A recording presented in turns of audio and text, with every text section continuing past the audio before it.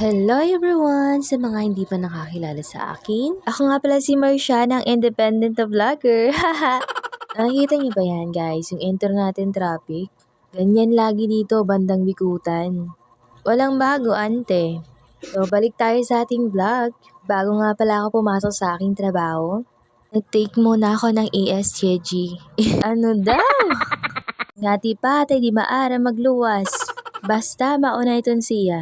Ingkakaon ko ni siya para dirak maging haggard sa trabaho, ganun. Na kahit naka-duty ng gabi, di ako maging mukhang pasmado.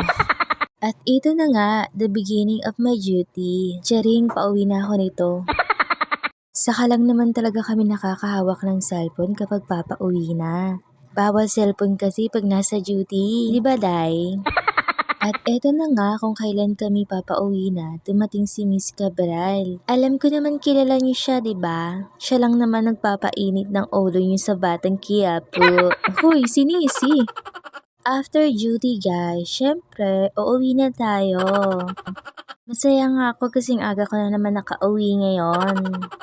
Lagi kasi akong anong oras nakakauwi dahil sa mga credits ko.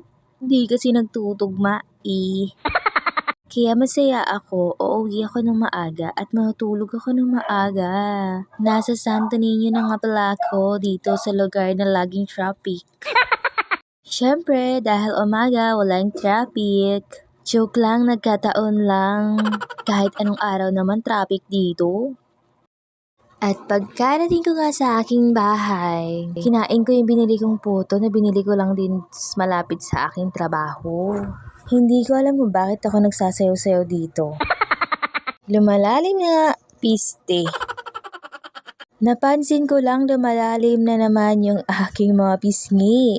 Bakit naman ganon?